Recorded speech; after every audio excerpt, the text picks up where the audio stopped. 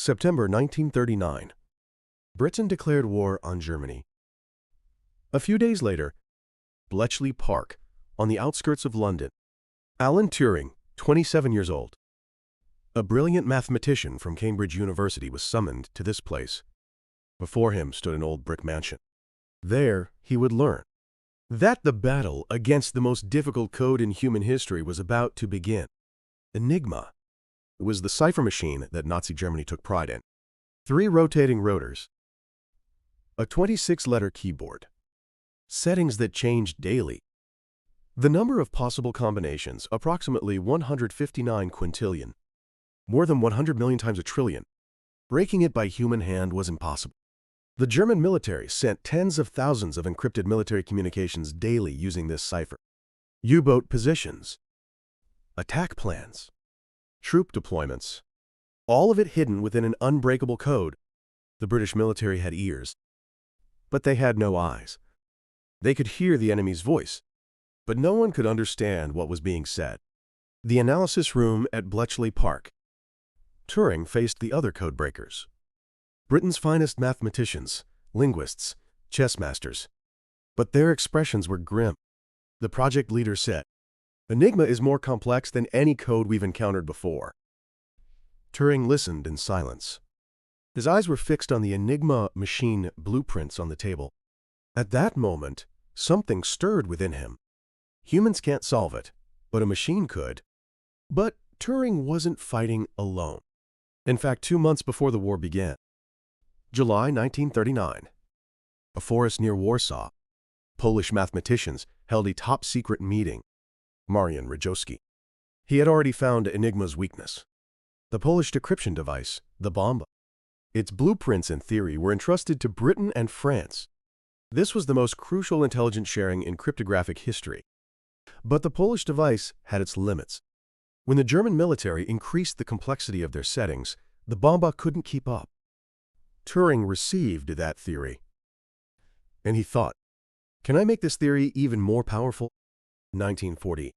Europe was engulfed in flames. Turing began his design. The bomb. It was a device far surpassing the Polish bomba. 36 rotating drums. Complex wiring. Testing thousands of combinations per second. On the foundation built by Polish genius, British genius was constructing a new tower.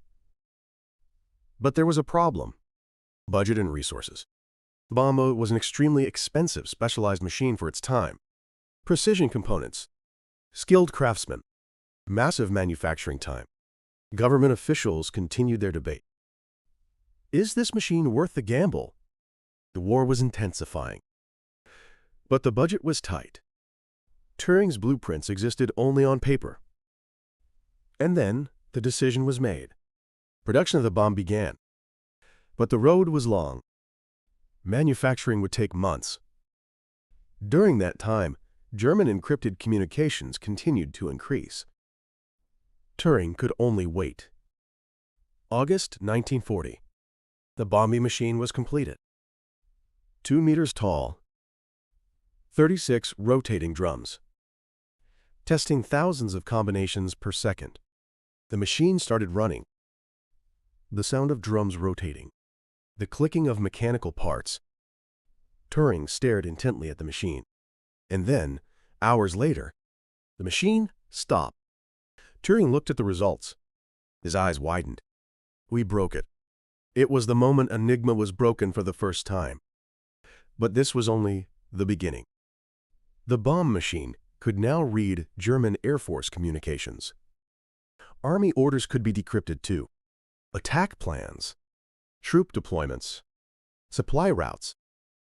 But the most critical cipher remained in darkness. The German Navy. U-boats. The wolves of the sea used a more complex cipher machine. 4 rotors. Even more complex setting. The bombing machine couldn't keep up. In the Atlantic, Allied transport ships were being sunk one after another. May 1941. The North Atlantic.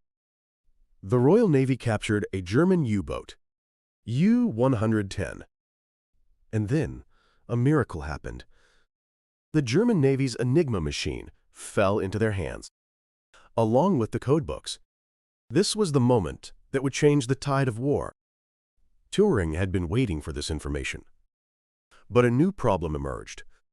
Decryption was succeeding. But there weren't enough people. Thousands of encrypted messages were being decrypted daily. But there was no personnel to translate, analyze, and deliver them to the military.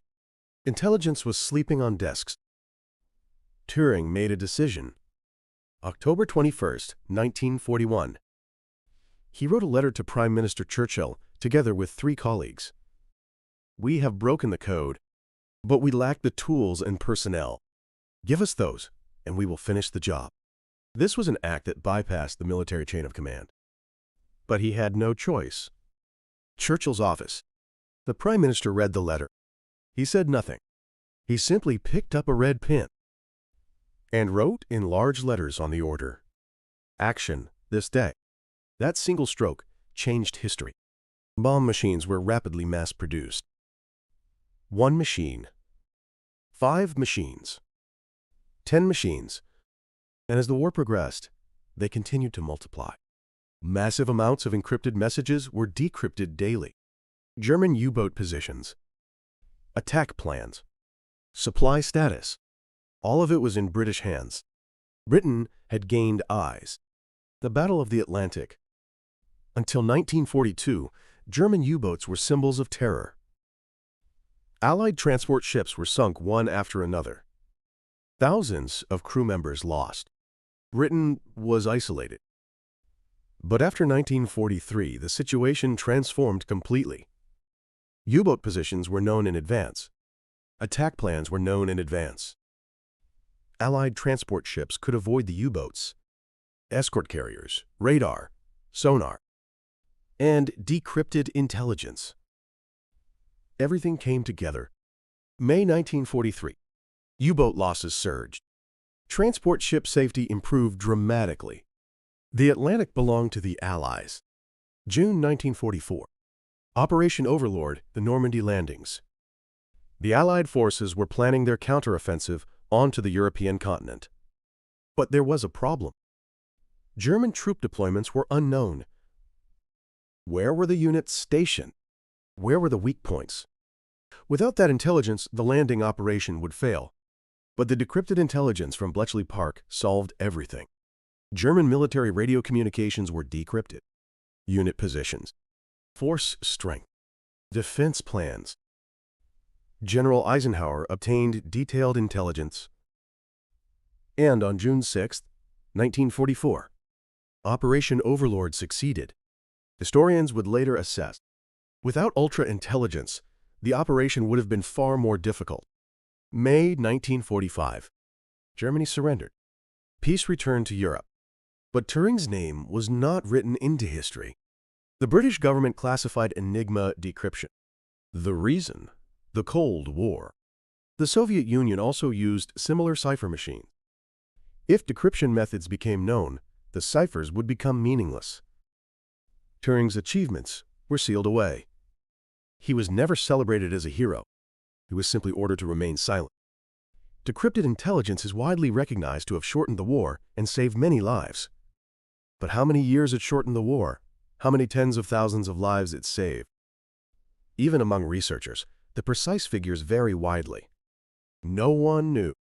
But Turing didn't stop moving forward. 1950. He posed a new question. Can machines think? He published a paper, Computing Machinery and Intelligence. In it, he proposed the Turing test. If a machine could hold a conversation indistinguishable from a human, couldn't we say it possesses intelligence? This question became one of the foundational texts in machine intelligence research. And 6 years later, in 1956, the field of artificial intelligence was born at the Dartmouth Conference. The man who broke codes in war was now exploring machine intelligence. In his mind, the future was always turning. And then, 1952. Turing's life began to collapse. January. He was arrested by the police. The charge, homosexual acts. In Britain at that time, homosexuality was a crime. At trial, he was found guilty. The judge pronounced prison sentence or chemical castration. Turing chose chemical castration. The reason: he couldn't conduct research in prison. He wanted to continue his research. Chemical castration. It meant forced administration of female hormones, once a week. For over a year, Turing's body began to change. Weight gain, muscle loss, gynecomastia. He could no longer look in the mirror. And then a more serious change occurred. He was stripped of his government work. The reason: security risk. At that time, homosexuality was illegal, and the discovery itself could be considered blackmail material. Therefore, he couldn't be granted access to classified information. The man who saved the nation in war was now expelled by that nation. June 7, 1954. Alan Turing, 41 years old. Found dead in his home. Cause of death: cyanide poisoning. On his desk was a half-eaten apple. The coroner concluded it was suicide. But that apple was never analyzed. Turing had been conducting electroplating experiments, and some experts point to the possibility of accidental death. The truth remains unclear, with limited conclusive evidence. What he was thinking, what he was feeling, that disappeared with him. The man who may have saved many lives in war was saved by no one. But history didn't forget him. December 2013. The British government proceeded with formalities, and through the royal pardon, Turing was granted a posthumous pardon. Justice, 59 years late. And the world learned. The man who may have shortened the war. The man who may have saved many lives. The father of modern computing. A pioneer of artificial intelligence research. His name, Alan Turing. His achievements are now known by everyone. But while he was alive, no one celebrated him. And then, 2017, the pardon expanded from individual to institutional.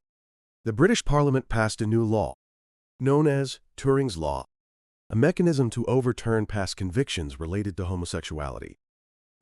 Not just Turing.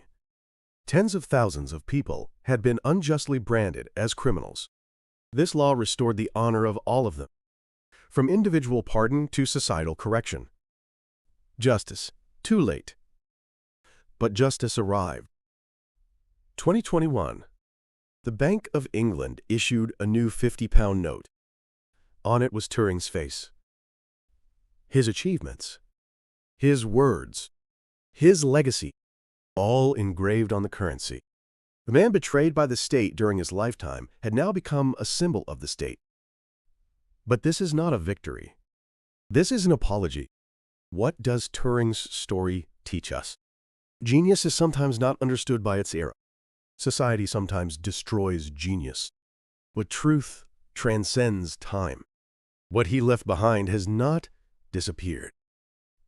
The computer you're using now, the AI you're talking to now, the origin of all of it lies with Turing.